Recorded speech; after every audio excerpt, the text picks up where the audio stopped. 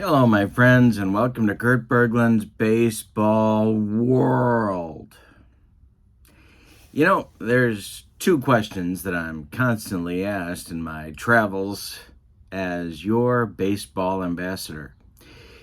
The first question, of course, is, hey, Kurt, where is Earl Shamblin?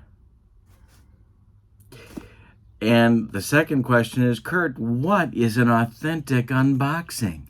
What is it? Please tell us. Well, I'm going to tell you. An authentic unboxing is an unboxing free of concern on your part that the contents have not been opened. You know, so many times on the YouTube. Have you been to the YouTube? Are you familiar with the YouTube?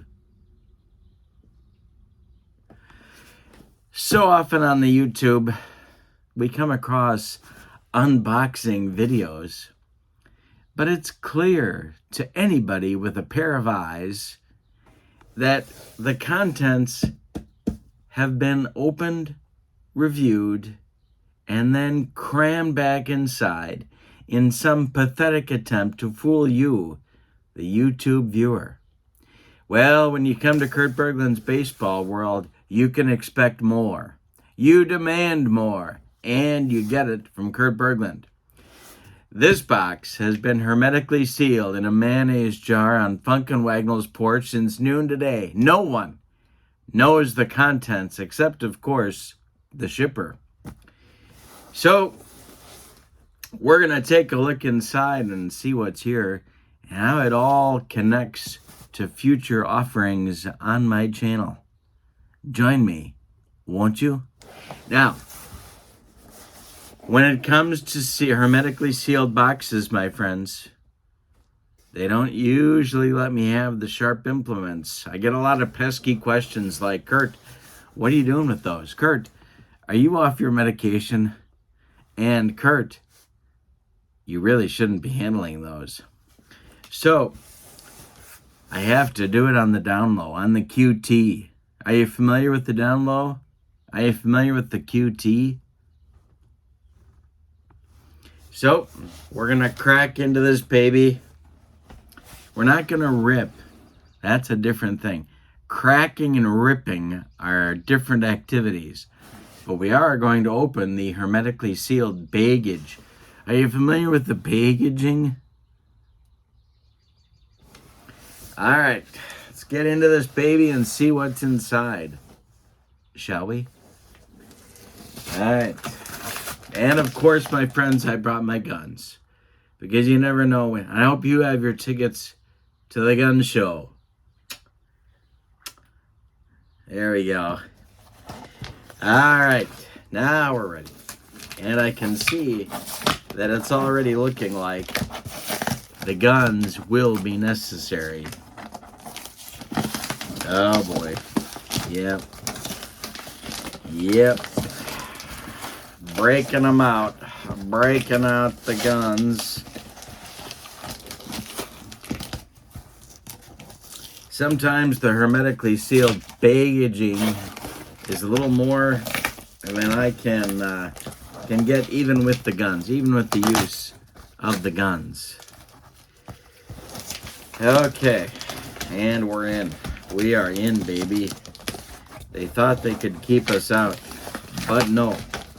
Now, when I do get into hermetically sealed packaging, I'm very sentimental about my wrapping and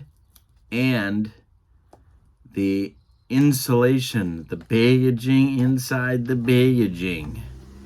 So I keep it safely and carefully stored, just in case I need it later. All right. Love to see this. This is the sign of a baggager that cares. Again, we're very carefully keeping it for safekeeping, just in case we may need it later. I'm very sentimental about my baggaging. More sentimentality. And here we go. Wow. It is a page from Sideline Strategies. Let's take a closer look, shall we? All right, so now we've got our hermetically sealed set of cards, and I've got these just in case they're necessary. And I've got my pen cap, which sometimes is even more helpful than a nice sharp scissors. And the nice thing about the pen cap, my friends, is I don't get the pesky questions. Let's zoom out here a little bit, because nobody really enjoys the pesky questions. All right, here we go. And as you can see,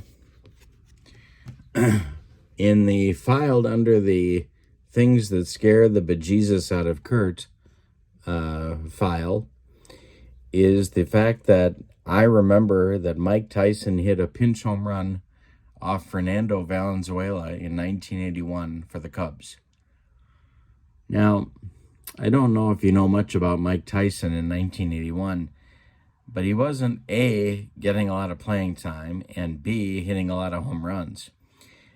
He was, however, acquainting himself with the buffet lines at local Chicago area restaurants. I will say that. But as you can see, this is the 1981 set. And I'm very excited about this for a few different reasons. As a set to replay, 1994 doesn't do it for me, but 1981 sure does. As a strike season, I think there's a lot of interesting themes going on here. And the dilemma that they resolved with the split season playoff concept. And this is where my channel comes into play, because I am going to set up my own playoff season with the 1981 set that you see before you and bring it to you on the channel. So I have to get these cards sorted, collated. Now, some people, I know it raises the blood pressure of internet guy. I wish the cards were collated, but I really enjoy the collation process. Ooh, and there's a famous player from Japanese baseball history. Ooh. But I enjoy it. I enjoy the sorting. I enjoy looking at the cards. I like it. And of course, now that I mentioned the cards, the quality of the card stock, of course, for Payoff Pitch is unbelievable. So I'm very much looking forward to getting into this.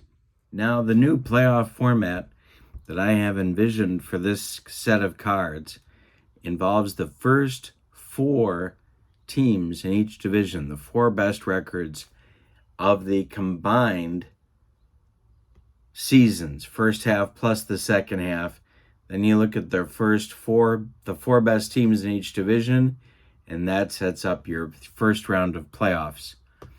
And I'm going to talk to you more about this in a future video, but I'm excited about it for a few different reasons. Number one, it expands the playoff pool a little bit, because we don't really know with certainty with the first half, the second half, what was going on during the strike. Some players were working out, some players weren't, and it was obvious in the second half of the season who kind of sat on the couch and ate Doritos during the strike and who didn't, and who kept working out.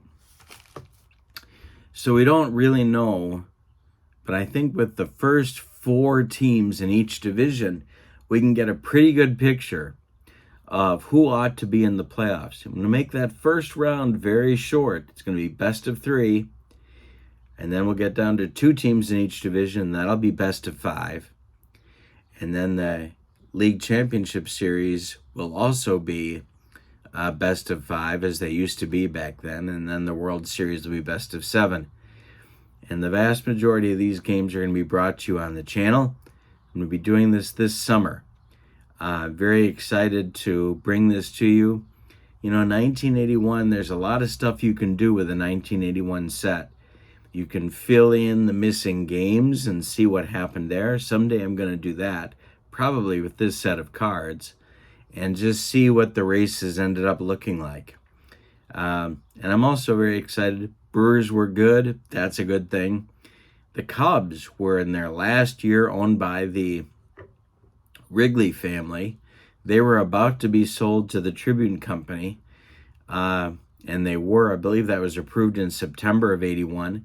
So they're in a team in transition. The White Sox are getting good. It's Carlton Fisk's first year in Chicago.